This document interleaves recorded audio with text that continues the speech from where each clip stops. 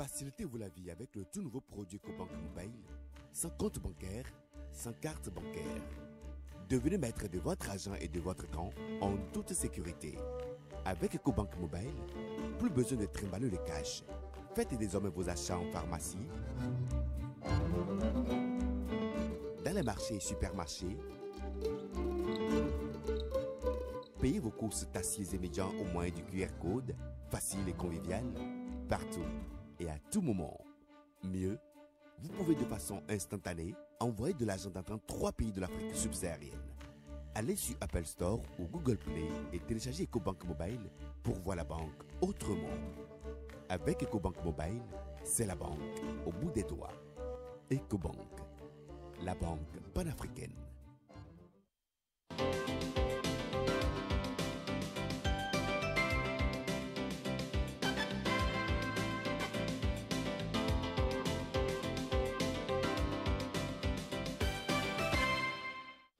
Club Média 7, bonsoir. Joseph Diogbenou, nouveau président de la Cour constitutionnelle. Son remplacement au niveau du gouvernement aura nécessité un remaniement technique. L'actualité cette semaine sera décortiquée par deux invités. Jean-Claude Jacques Bocor, rédacteur en chef du quotidien Le Matin Libre. Oui. Bonsoir. Bonsoir, M. Addisson. En face, Jean-Claude Kouagou, directeur de publication du quotidien Le Matinal. Bonsoir Jean-Claude. Bonsoir Mesmin et bonsoir aux téléspectateurs de l'ORTB. Voilà. Nous allons démarrer avec la revue de presse. La revue est signée Ulvaïs Balogou.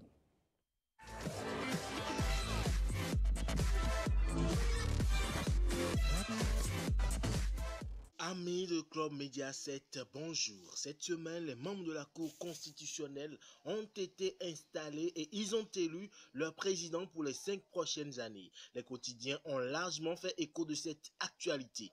Déjà, le quotidien du service public La Nation parle de la prestation de serment des 7 nouveaux sages de la haute juridiction qui a eu lieu à l'exprimature de Cotonou. Le journal titre « Cour constitutionnelle, les 7 nouveaux sages prêtent serment » et ajoute que les membres de la 6e mandature de la Cour constitutionnelle sont entrés en fonction ce mercredi 6 juin à la faveur de la traditionnelle cérémonie de prestation de serment qui consacre leur installation officielle. L'économiste renchérit Cour constitutionnelle, la 6e mandature officiellement installée. Le quotidien en parle aussi et affiche Patrice Talon à la prestation de serment des 7 sages de la Cour constitutionnelle. Je suis fier d'appartenir à cette nation.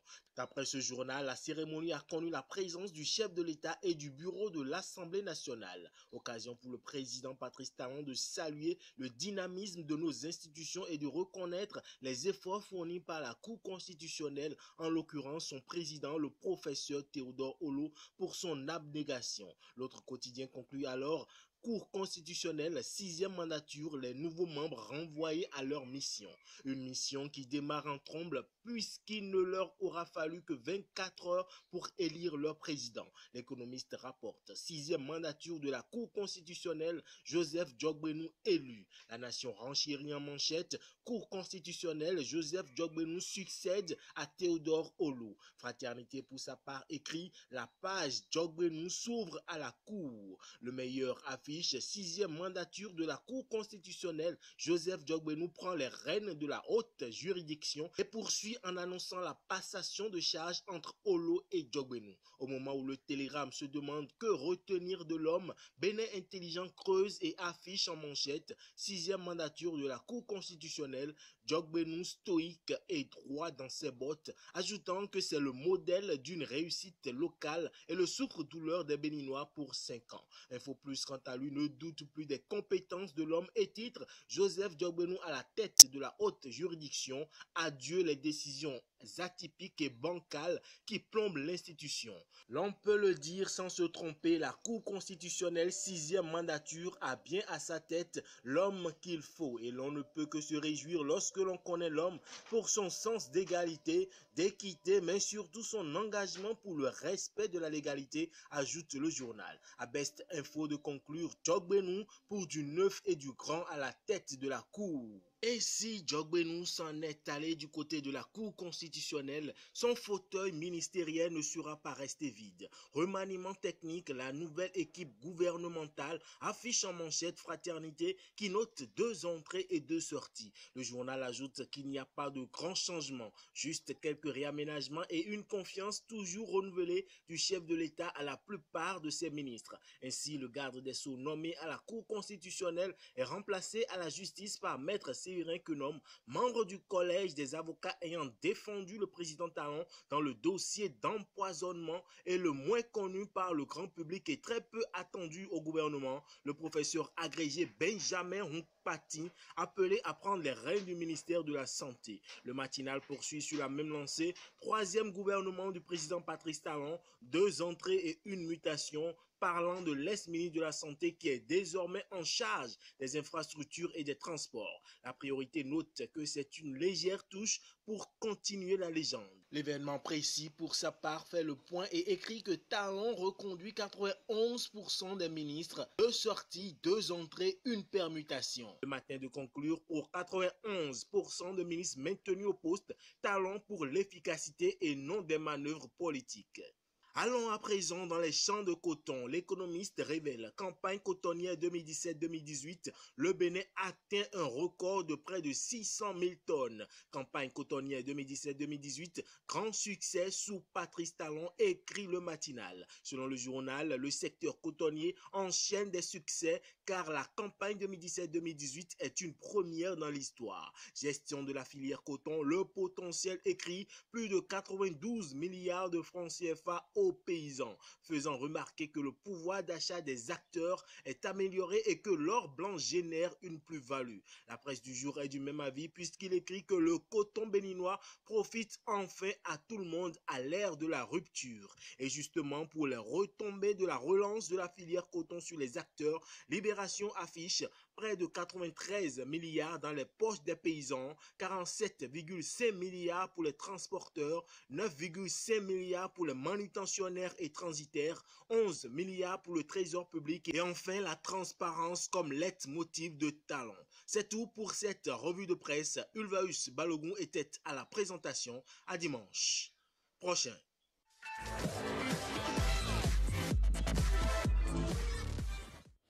Merci à vous, Ulvaeus Balogun. Jacques Bokor, la 6e mandature de la Cour constitutionnelle a été installée mercredi 6 juin dernier.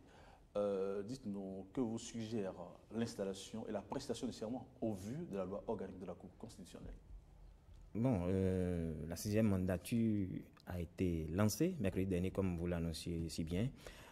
C'est vrai que la cérémonie de prestation de serment, à cette cérémonie, on a assisté à un peu de critiques, notamment sur les réseaux sociaux, que normalement les 7 sages auraient pu prêter serment devant le chef de l'État et le bureau de l'Assemblée nationale, mais que ça a été beaucoup plus fait devant le chef de l'État.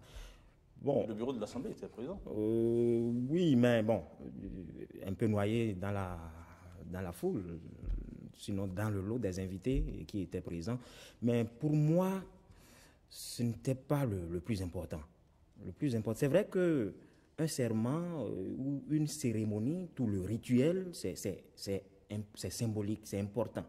Souvenez-vous que Mathieu Kérékou, quand il n'a pas prononcé les mannes des ancêtres, a été rappelé à l'ordre pour qu'il retourne à Porto-Novo le faire. C'est ça qui nous a ramené au 6 avril, sinon c'était le 4 avril. Donc ça veut dire qu'on y tient rigueur. Mais le plus important a été fait. Les membres de la Cour ont prêté serment et ce sur quoi nous les attendons beaucoup plus, ce sont les décisions qu'ils auront à rendre. Mais est-ce que ces 7 sages arriveront à combler les attentes? Arriveront-ils à trahir leur serment? Ça, on va y venir. C'est là le grand problème. Je voudrais quand même prendre l'avis de Jean-Claude Kouagou sur l'installation et la prestation de serment au vu donc de la loi organique. Vous connaissez l'article 7, alinéa 1er de cette loi organique dit ceci: avant d'entrer en fonction, les membres de la Cour constitutionnelle prêtent serment devant le bureau de l'Assemblée nationale, le président et le président de la République. C'est vrai que Michel Adiaka, ancien président de l'UNAMAB, a formulé des critiques par rapport donc, à cette installation. Est-ce que vous y adhérez? Non, il ne s'agit pas d'adhérer ou non à l'opinion du président Michel Adiaka, mais il est question de savoir si oui ou non les membres de la 6e mandature de la Cour constitutionnelle ont prêté serment devant le bureau de l'Assemblée nationale et le président de la République. Dans l'absolu, oui, puisque les deux institutions étaient présentes. Seulement, aux yeux de l'averti qu'est le magistrat Adiaka, il estime qu'il fallait qu'on fasse les choses de façon irréprochable après 28 années d'expérience démocratique. De ce point de vue, en analyse juridique, en analyse, comment dit-on, scientifique, on peut le lui concéder et trouver que c'est tout à fait pertinent ce qu'il a dit. Encore que le bureau était quand même présent. Oui, c'est ce que je dis. Et le problème qui s'est posé, de mon point de vue, c'est un problème d'organisation qui incombe, à mon avis, au protocole, qui devrait disposer les choses de sorte que le bureau de l'Assemblée puisse se retrouver ensemble avec le chef de l'État pour que les nouveaux membres de la Cour constitutionnelle puissent faire leur prestation de serment véritablement en face d'un bureau de l'Assemblée nationale et du président de la République. Cela n'a pas été le cas. Et cela a donné l'image de ce que les nouveaux membres de la Cour constitutionnelle ont prêté serment en face seulement du chef de l'État. Et je dis, ça c'est une interprétation de ce que le magistrat averti a pu faire comme... Une interprétation qui peut être subjective. Oui, subjective ou objective, je dis... du point de vue scientifique, cela tient, parce qu'il s'agit d'un raisonnement. Et sa conclusion m'intéresse quand il dit qu'il faudrait que nous puissions faire les choses de façon irréprochable. Cela voudrait dire implicitement que les choses ont été bien faites, mais il reste toujours à dire. Et c'est pourquoi, comment dit-on, à la fin de son commentaire, il dit qu'il faudrait que nous fassions les choses de façon irréprochable. C'était bien fait, mais il restait à dire. L'institution est désormais commandée par Maître Joseph Diogbenou, un juriste pour qui, en fait, un juriste émérite. Est-ce que vous croyez que Joseph Diogbenou pourra combler les attentes? Oui, on peut dire que ce qui était pris comme rumeur a fini par se confirmer. Joseph Diogbenou, désigné membre de la Cour constitutionnelle, désormais président, il a prêté serment, il a pris le maillet des mains de son prédécesseur, disons, pour le professeur Théodore Hulot. Est-ce qu'il sera à la hauteur des attentes ou de la mission qui est désormais la sienne? C'est une grande interrogation quand on sait qu'il y a beaucoup de rumeurs sur le personnage. C'est vrai, une seule personne ne fait pas l'institution, mais en tant que président, il est l'incarnation, c'est lui qui porte l'institution. Et puis lui, personnellement, on l'a vu dans la conduite de certains dossiers avec le chef de l'État, comment il a été son avocat personnel, comment il a servi le chef. C'est ça la grande question. Est-ce qu'il pourra se départir de cet apparat qu'on lui connaît? Je pense que quand on s'en tient à son discours, on peut dire que Maître Joseph Diogbenou mesure la portée de la responsabilité qui est désormais la sienne, parce que lui-même l'a dit, il sera désormais dans un devoir d'ingratitude. C'est-à-dire, tu me nommes et puis je ne te connais plus. Normalement, ça devrait être ça. Est-ce que Maître Joseph Diogbenou pourra rendre des décisions lorsqu'il s'agira de débouter, par exemple, le gouvernement? Est-ce qu'il pourra le faire avec les autres sages de la Cour? Je pense que les premières décisions de cette Cour sont très attendues. Et pour finir, moi, je voudrais, sur la commodité, sur la prestation de serment, ce serait déjà un test grandeur nature pour des citoyens, vous et nous. Est-ce que si nous pouvons saisir la Cour par rapport à cette cérémonie de prestation de serment pour savoir les motifs les justifications que va donner cette Cour, est-ce que ça a été fait dans les règles de l'art? Je pense que normalement, il va falloir qu'on saisisse cette Cour pour savoir si oui ou non la cérémonie de prestation de serment a été faite dans les règles de l'art. Ok. Jean-Claude Kouagou, Joseph Diogbenou est un juriste émérite, mais dans l'opinion, il est identifié comme le promoteur de la politique de la ruse et de la rage. Êtes-vous sûr qu'il garantisse l'indépendance de la justice? Non, avant même de venir là, je voudrais quand même féliciter le pays tout entier du fait que nous sommes en train de vivre une très bonne expérience, que les institutions se renouvellent. Ça, c'est important. Joseph Diogbenou, sur qui se cristallisent les opinions favorables ou défavorables, nous sommes des humains. Et en la matière, chacun peut dire tout ce qu'il pense de l'autre. Aujourd'hui, Joseph Diogbenou, est-ce qu'on peut lui dénier le fait qu'il n'est pas universitaire? C'est un point d'interrogation à laquelle il faut dire non. Il est universitaire, il le demeure. Pour moi, la Cour constitutionnelle, comme toutes les autres institutions de la République, sont des moules. Et en cela, il y a un canevas de fonctionnement. Et lorsqu'on connaît ce canevas de fonctionnement, il est tout à fait raisonnable de trouver que Joseph Diogbenou ne fonctionnera plus comme l'avocat qui était libre de s'exprimer comme il le veut. Joseph Diogbenou ne pourra plus, comme en tant que membre de l'exécutif, porter des jugements sur certains sujets. Ça, ce n'est plus possible. La loi lui impose l'obligation de réserve. Quant aux décisions qui seront rendues, ben, écoutez, il faudrait qu'on puisse lui accorder la présomption. C'est lui qui incarne l'institution, ça c'est vrai, mais il reste que pour rendre une décision, c'est toute une procédure. On ne va pas déroger au principe de départ que sont l'instruction d'un sujet, l'analyse avant de prendre la disposition. Donc, de ce point de vue, il est important que nous puissions savoir que les décisions ne se prennent pas sans un raisonnement, sans un syllogisme juridique. Et c'est sur cette base que les décisions sont rendues. Est-ce que lorsque les intérêts ou non du chef de l'État, entre guillemets, encore que ça ne sera pas sur la personne du chef de l'État, c'est sur la personne de Patrice Talon, ça serait peut-être en tant qu'institution que certains recours seront peut-être formulés, mais de ce point de vue, il revient à l'ensemble des conseillers de pouvoir traiter le sujet comme cela se doit. Et dans l'instruction, les réponses apportées par l'exécutif ou par le président Patrice Talon, si c'est expressément lui qui devrait pouvoir en répondre, permettront à la Cour de pouvoir prendre la décision qui s'impose. Et moi, j'estime qu'il faut une présomption à cette Cour-là, même si on part sur le principe qu'à l'avance, il semble que c'est l'avocat personnel du chef de l'État d'hier qui est président de la Cour constitutionnelle. Merci.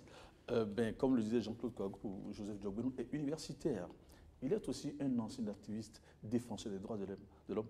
Et ce statut, on l'imagine, va le guider dans la gestion des affaires, n'est-ce pas? Je suis tout à fait d'accord avec mon confrère Kouagou, mais on peut se poser mille une questions. C'est le même activiste de la société civile, le même défenseur des droits humains qui, quand même, au gouvernement, une fois au gouvernement, sous lui, on a tenté de retirer les droits, disons, de grève aux agents ou à certaines catégories d'agents permanents de l'État. C'est sous lui que les étudiants ont tempêté parce qu'on voulait les empêcher de faire des mouvements, de se constituer en association sur le campus. C'est sous lui qu'il y a eu beaucoup de choses.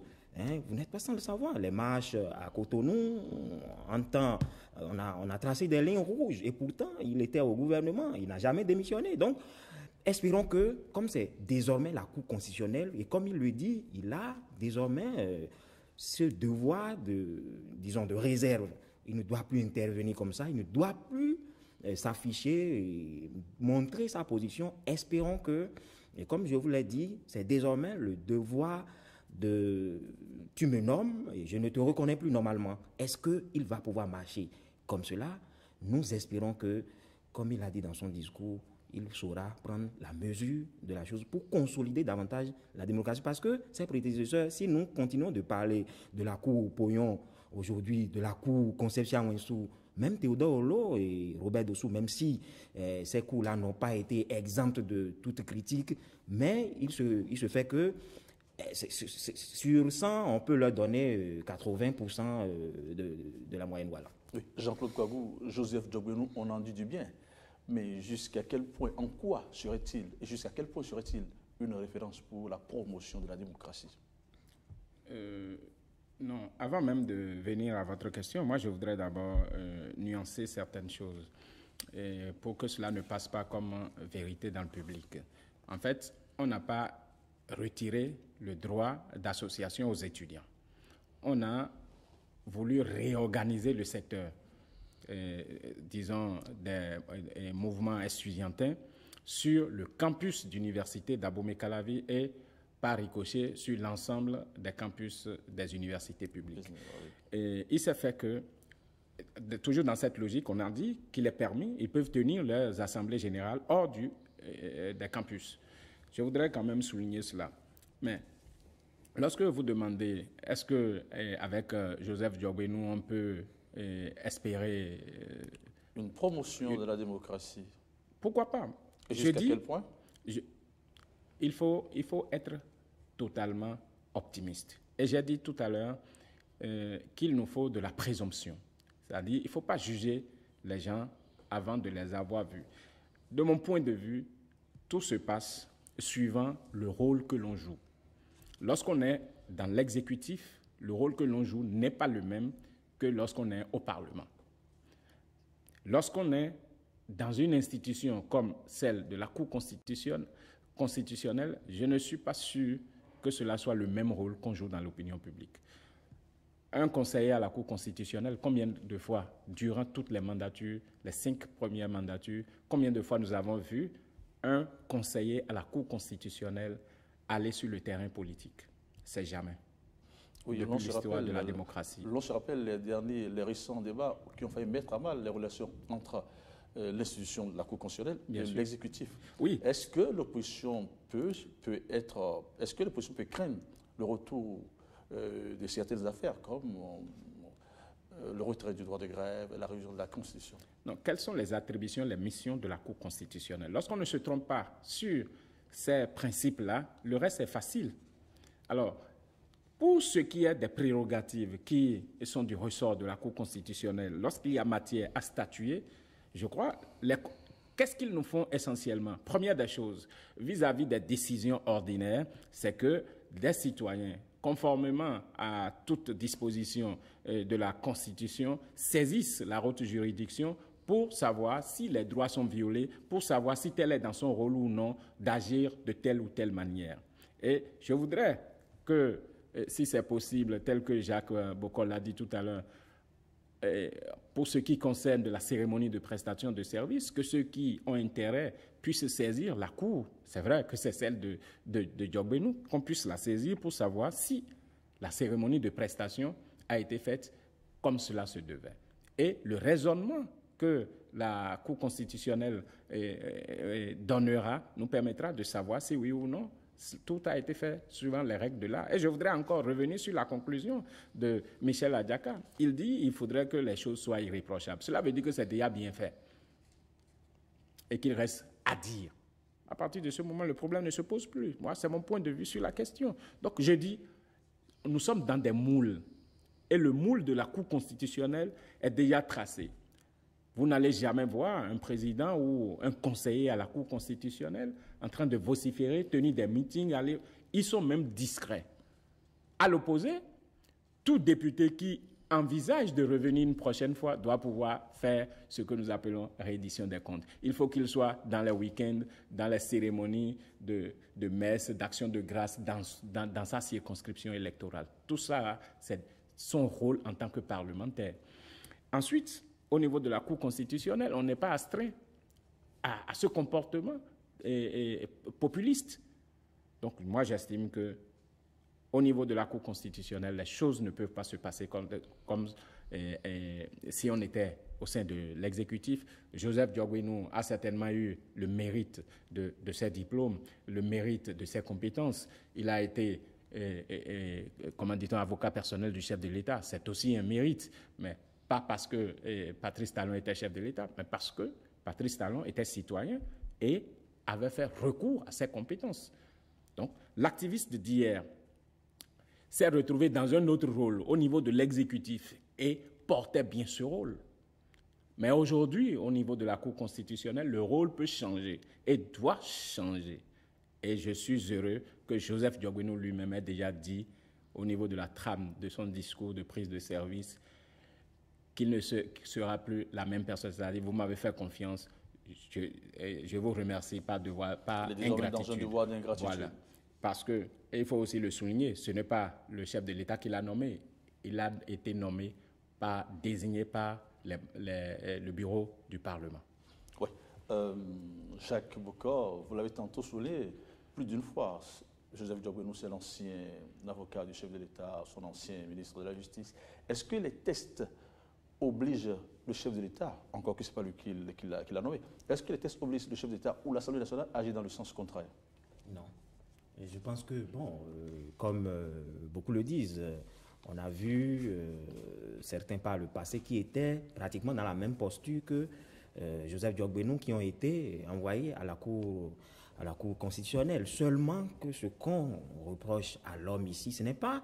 Enfin, le mot de désignation, oui, on estime que le chef de l'État aurait pu le désigner directement, mais les tests n'ayant pas, disons, refusé, interdit la chose, on a profité de ce que les tests ont prévu pour l'envoyer par le biais de l'Assemblée nationale. Parce que, n'oubliez pas, le chef de l'État voulait être sûr qu'il allait obtenir Joseph Diogbenou à l'arrivée comme président de la Cour constitutionnelle. Parce que lui, il a désigné 3 membres et l'Assemblée nationale a désigné 4. Imaginez-vous si les 4 désignés par l'Assemblée nationale ne faisaient pas la politique du chef de l'État lors de l'élection du président de la Cour constitutionnelle. Donc, c'est exprès que M. Joseph Diogbenou a été proposé par le Parlement. Donc, je ne parlerai pas d'une politique de ruse, mais ça a été quand même un jeu intéressant. C'est bien réfléchi et sur le terrain politique, rien ne se néglige. Donc, le chef de l'État a profité pour faire envoyer certainement son ministre par le biais de l'Assemblée nationale. Et au finish, il a été élu président de la Cour constitutionnelle. Maintenant, c'est ce dont il s'agit ici, c'est son accointance, sa proximité avec le chef de l'État. En plus, on dit de l'homme que, écoutez, il n'est pas constitutionnaliste, il n'est pas publiciste, il n'a pas fait le droit public. C'est à lui, surtout, premier président de la Cour constitutionnelle, premier président jeune de la Cour constitutionnelle de l'histoire démocratique. C'est le premier. Il n'a pas encore la cinquantaine. Or, tous ceux qui l'ont précédé avaient pratiquement, disons, la cinquantaine avant de démarrer. Donc, c'est à lui maintenant de balayer ou de confondre tous ces détracteurs en griffe. Et c'est dans quelques mois, si les élections se tenaient en 2019, ce serait l'un des tests grandeur nature, parce que la Cour constitutionnelle aussi apprécie les élections législatives, sinon l'élection présidentielle. Donc, mais Joseph Diogbenou, dans quelques mois, les gens vont certainement apprendre à mieux connaître l'homme ou à mieux connaître la Cour constitutionnelle 6e mandature. Jean-Claude Kouagou, certains critiques formulent des appréhensions par rapport à la Cour dans la fiabilité et la transparence des prochaines consultations électorales. Votre réaction? Non, je crois que c'est tout à fait faux et c'est de ne pas connaître et le pays et ses institutions. Les dernières élections nous ont démontré tout à fait le contraire. Jusqu'à, je ne sais pas, les élections de 2008, si ma mémoire ne me faillit pas, étaient les dernières élections que nous avons organisées avant celles de 2015. Et même à partir de 2015, les données avaient déjà profondément changé. Aujourd'hui, le système électoral est en train de se perfectionner. Et vous n'êtes pas sans savoir que les résultats, que ce soit au niveau des législatives, tout comme la dernière présidentielle, les résultats ont été donnés dans des créneaux et dans des délais assez raisonnables. Vous vous souvenez de la chronique de notre cher confrère et ami Espédi Ologu, que les institutions n'avaient qu'à écrire leur rapport et se contenter du dictat du peuple béninois. Donc moi, je pense que faire confiance ou non, ce n'est pas la Cour constitutionnelle qui élit. Lorsque, sur le terrain, chacun de nous est allé déposer le bulletin dans l'urne, la Cour constitutionnelle ne peut pas proclamer autre résultat. S'il n'y a jamais eu de guerre dans ce pays, c'est justement parce que le peuple a toujours dicté sa loi. Souvenez-vous une fois encore de, comment dit-on, la toute première Cour constitutionnelle, quand, suivant certaines indiscrétions, on a voulu que la Cour constitutionnelle proclame autre résultat que ceux issus des urnes. Mais la Cour n'a pas cédé. Aujourd'hui, la question qui se pose... Oui, c'était en 1996. La Cour avait à peu près 3 ans. C'est la Cour d'Elisabeth Poyon. Oui. Donc, je crois que cet acquis va se pérenniser et même les institutions actuelles, à savoir la Sénat et la Cour constitutionnelle, n'auront rien à dire que de constater ce que le peuple béninois comment dit-on, ce que le peuple béninois a essayé de faire comme vote dans le processus électoral. Et moi, je suis tout à fait serein que dans ce pays-là, nous sommes des démocrates et les institutions vont jouer seulement le rôle des institutions et non jouer le rôle du peuple. Merci à vous, Jean-Claude Kouagou. Deuxième sujet, remaniement technique. Joseph Diaboune promu donc à la tête de la Cour constitutionnelle. Son remplacement aura nécessité un remaniement technique. Vous avez constaté, donc, le chef de l'État a opéré un remaniement technique. Il y a eu 2 entrées et 2 sorties. Quelle vue portez-vous en termes d'analyse sur ce remaniement ou sur le nouveau gouvernement? Bon, pour moi, c'est un remaniement stratégique et non technique. Parce que, bon, c'est vrai, si on s'attendait à un remaniement, ce serait simplement pour qu'on remplace Joseph Diaboune qui s'en allait à la Cour constitutionnelle. Et le nom qui était beaucoup plus en vue, c'était Séverin Kenom. Les pronostics n'ont pas été déjoués à ce niveau-là. Mais la surprise est venue d'une autre entrée, en la personne du ministre Ronkpati, qu'on n'attendait pas du tout, et puis de l'éjection de Sirkoti du gouvernement. Ça a sonné comme une surprise pour moi, personnellement. Le chef de l'État, certainement, c'est lui qui a le pouvoir discrétionnaire de nommer qui il veut, d'apprécier, disons, comment le résultat de ses collaborateurs... Justement, que pensez-vous du départ de Sirkoti? Sirkoti, c'est vrai qu'on l'a vu moins sur le terrain. Parfois, le bilan que moi je peux faire... Il a quand même fait des tournées. Oui, il a fait des tournées, mais... On l'a vu tout le temps à la télé. Si on doit faire... Le résultat ne s'apprécie pas en ces termes. Justement. Il ne s'agit pas de faire beaucoup de tournées. Absolument, mais si on doit faire un bilan avec son collaborateur direct, qu'est le directeur des infrastructures, je pense qu'en matière de tournée, son directeur des infrastructures a battu le record. Or, normalement, je trouve que ça devait être le contraire. Je ne sais pas, je ne peux pas d'ici dire exactement les raisons pour lesquelles Sirkoti a été sorti du gouvernement. Sans doute, c'est le chef de l'État seul qui a même d'apprécier. Mais de l'autre côté, au niveau du ministère de la Santé, je trouve que c'est un médecin qui va au chevet des routes désormais avec son stéthoscope. Je ne sais pas comment ça va se passer de l'autre côté. C'est vrai que le chef, on nous dira que c'est un cadre à 1 et que le cadre, normalement, c'est partout où besoin se fait sentir. Mais pour le chef de l'État qui prône la compétence, normalement, si on doit miser, si on doit tabler sur la compétence, on peut dire que le ministre de la Santé n'est pas à son poste. Parce que si on doit tenir compte des 2 gouvernements précédents, c'était l'homme qu'il faut à la place qu'il faut. C'est quelqu'un qui a été ministre de la décentralisation dans ce pays. Oui, il a beaucoup d'expérience. Sait-on jamais, je ne sais pas, je vais laisser Jean-Claude Kouagou répondre à la question. Le chef de l'État, dans son dernier entretien sur TV5, disait aux journalistes, je ne peux pas nommer un professeur d'histoire au poste de directeur du port parce qu'il n'en a pas les compétences. Mais aujourd'hui, il nomme un médecin à la tête du ministère des Transports. Qu'est-ce que cela vous suggère? L'exemple n'est pas très bien choisi parce que lorsque vous parlez du port, vous parlez d'un domaine purement technique et qui est axé sur les résultats directs. Mais ici, il s'agit d'un ministère, donc d'un manager qui actionne les différentes compétences. Votre exemple aurait été valable si, à la place de Jacques Ayadi, directeur des infrastructures, on nommait un médecin, on nommait un psychologue à cette place-là pour assumer cette fonction. Donc, moi, j'estime qu'au regard des expériences du docteur Alassane Seydou, il est en mesure de pouvoir faire valablement le travail. En fait, ce n'est même pas sa personne qui m'intéresse, c'est tout cadre. Lorsqu'on vous envoie en tant que cadre supérieur et qui a eu la chance de faire, d'exercer certaines fonctions, vous devez être en mesure, partout où on vous place, en dehors même de ce qui ressort de votre formation directe, vous devez être en mesure de pouvoir servir comme cela se doit. En fait, le service au niveau ministériel, c'est quoi? C'est le management général. C'est de savoir positionner les gens comme cela se doit.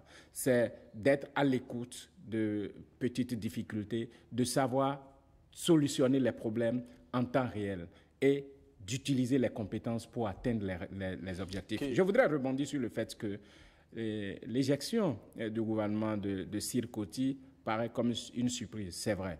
Cela relève de la discrétion du chef de l'État de pouvoir nommer ou de mettre fin aux fonctions de ses ministres, ça aussi c'est vrai.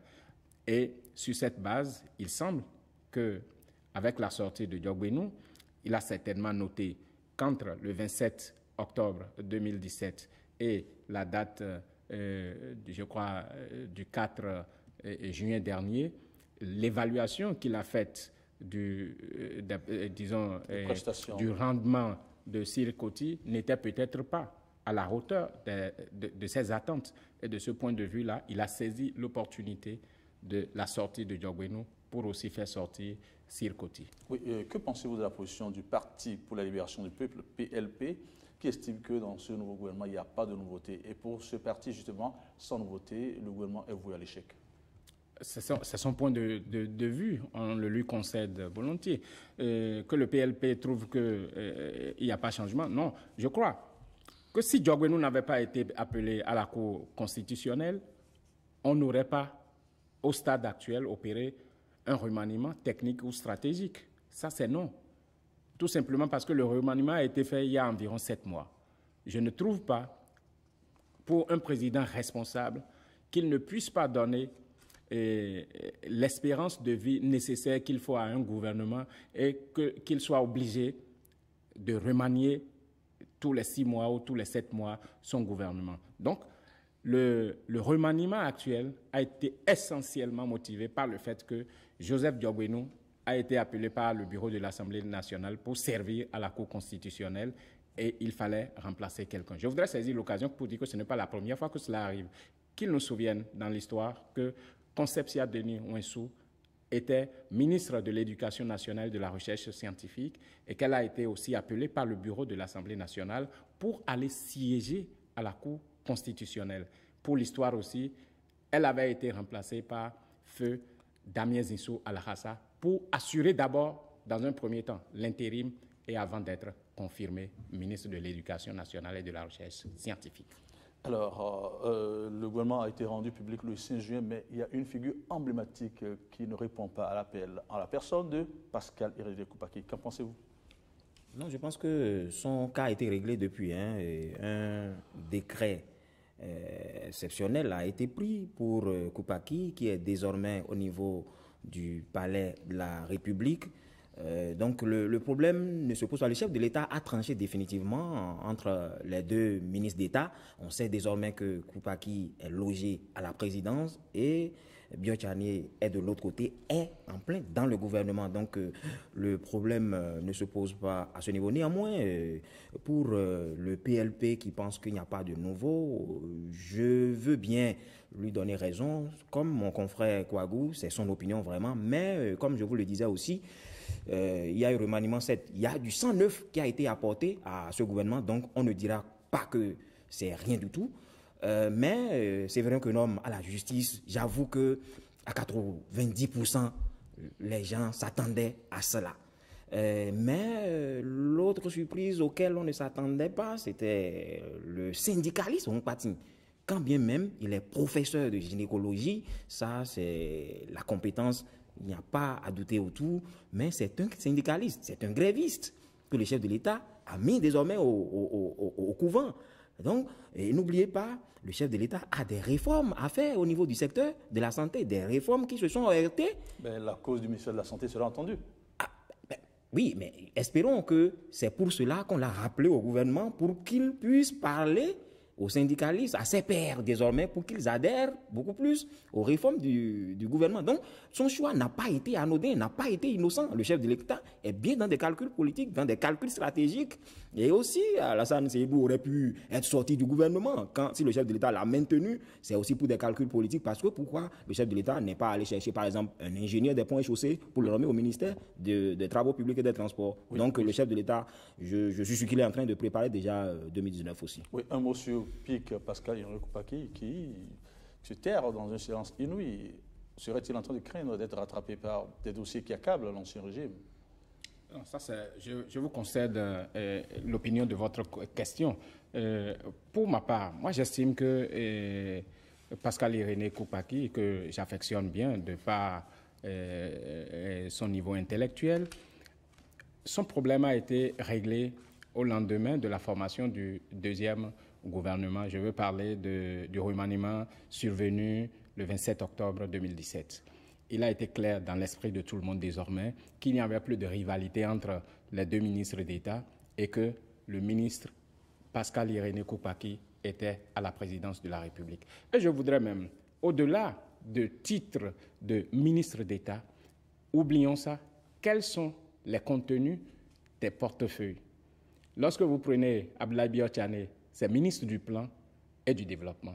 Alors, quel est le portefeuille du ministre Koupaki lorsqu'on enlève ministre d'État? Il est secrétaire général à la présidence de la République. Et il semble qu'au départ, dans le tout premier gouvernement, il y avait cette confusion-là. Le chef de l'État, je crois, à la veille du 1er août, avait pris la peine de bien clarifier que le numéro 2 du gouvernement, c'est bien Abdoulaye Biotchane, mais les partisans des uns et des autres continuaient pas à entretenir la polémique. Alors, il a tranché une fois pour de bon, en nommant les membres du gouvernement sur un décret et en nommant le secrétaire général de la présidence de la République sur un autre décret. Oui, il nous reste moins de 5 minutes, mais nous avons encore deux sujets à évoquer. Le code pénal adopté à l'Assemblée nationale. Le code pénal adopté interdit le trafic et la vente de l'essence frelatée Bayo.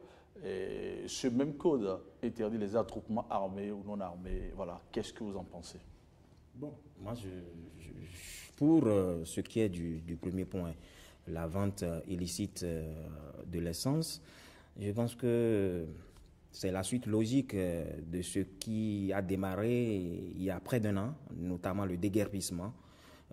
C'est l'aboutissement maintenant. On a formalisé la chose désormais dans un test et pour montrer aux acteurs que c'est désormais régi par des tests. L'interdiction, même si il y avait des tests disparates ou épars qui interdisaient la chose. Maintenant, c'est beaucoup plus précis et on sait désormais à quoi s'attendre. C'est assorti certainement de peine. Mais j'aurais aimé que le gouvernement y mette, parce qu'une fois que c'est dans le code pénal, on voudra faire de la répression.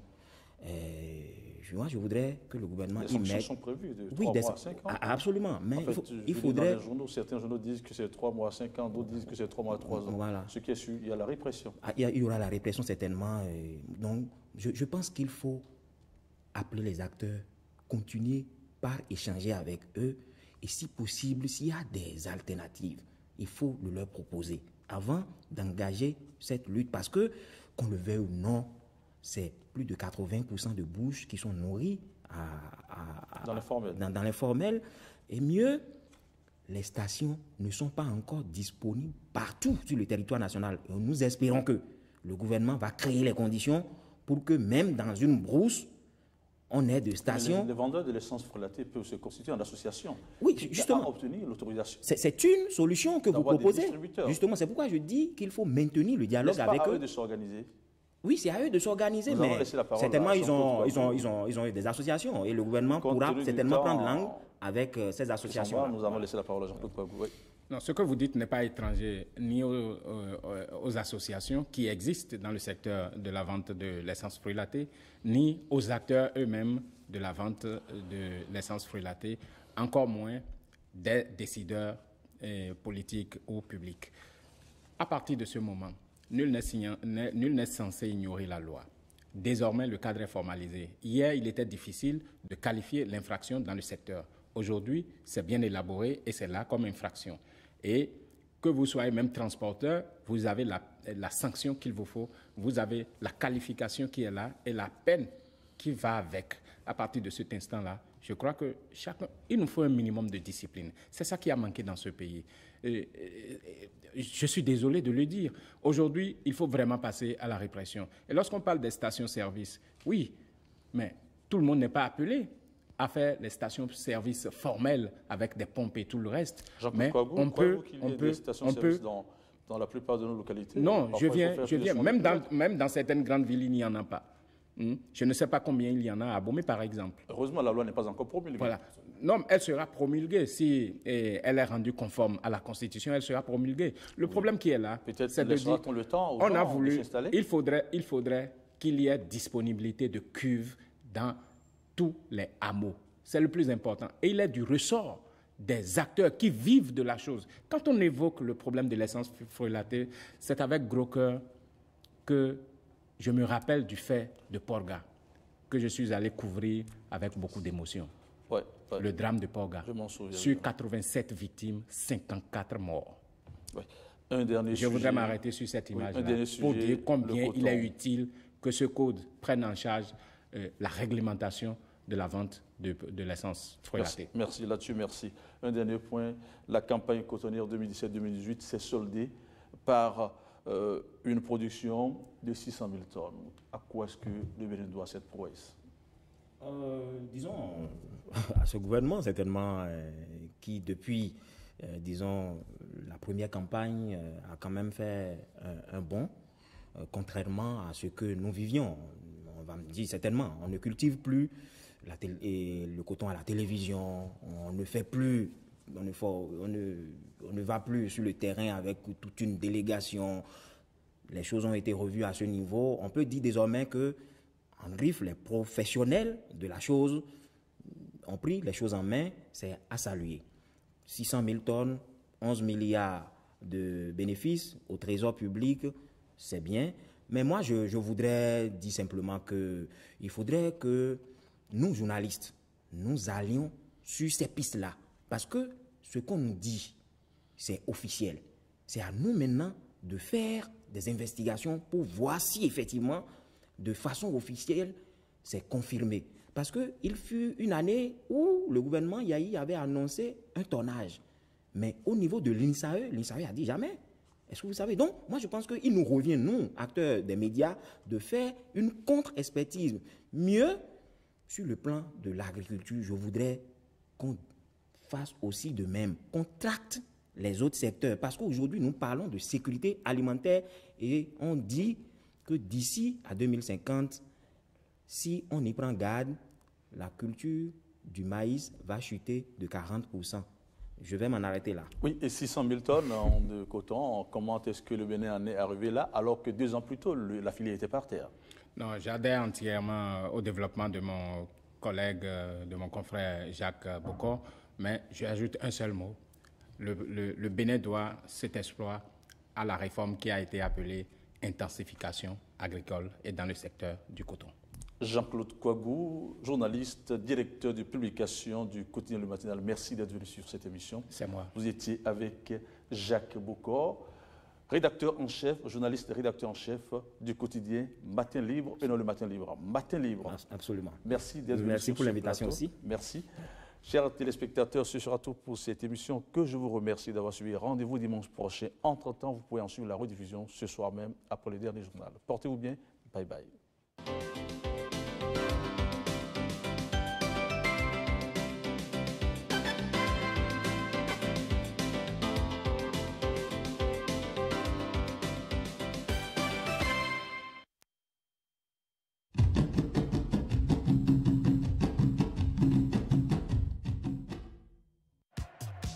Introducing Wolf. He might be small. Les droits de diffusion